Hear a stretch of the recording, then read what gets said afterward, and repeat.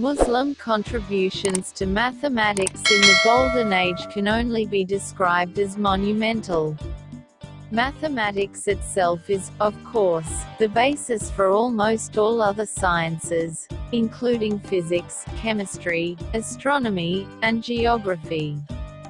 For Muslim scientists of the Golden Age, however, it was also a sacred science. They hoped that through the understanding of advanced mathematics, they could discover the underlying numerical principles that dictate the fundamental rules of the world.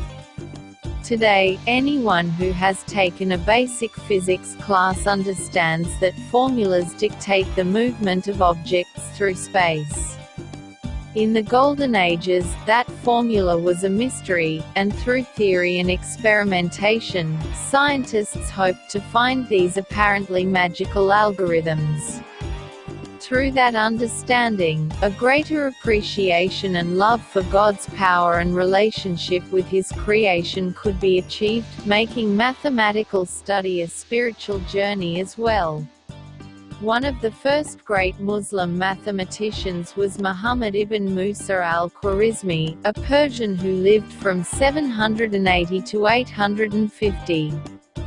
He was one of the first to work at the House of Wisdom, and thus laid the groundwork for future advances in mathematics. Among his most significant contributions were the adoption of the Indian numeral system and its dissemination. Previously, the de facto system was based on the universal Roman numerals, which had their limitations. Complex math problems involving non-integer numbers were near impossible with the Roman, but the Indian system allowed large and negative numbers to be more easily expressed, easing complex problems.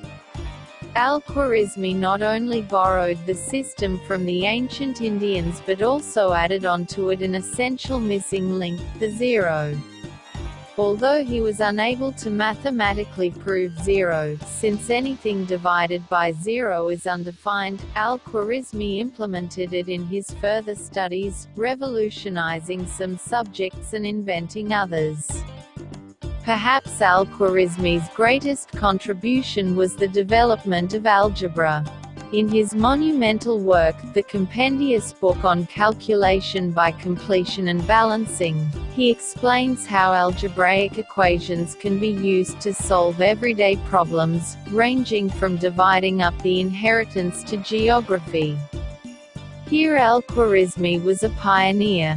While the ancient Greeks were masters of geometry, they failed to separate theoretical algebra from it, and thus found limitations to the science. Al-Khwarizmi's book established algebra as a unique subject within mathematics with its practical applications. The word algebra itself derives from Al-Khwarizmi's title for his book. It comes from al-jabr, meaning completion, referring to the balancing of both sides of an algebraic equation to find a solution. Another of the great Persian mathematicians was Omar Khayyam, who lived from 1048 to 1131. Although he is mostly known in the West for his poetry on love and mysticism, he was also an accomplished mathematician, helping to push the boundaries of the subject in ways his predecessors could not. He managed to find a method for solving cubic equations, algebraic expressions in which the variable is raised to a power of 3. Pushing further into theoretical algebra, he was also one of the earliest, if not the first, to formulate the binomial theorem, which helps solve algebraic expressions by expanding them into sums.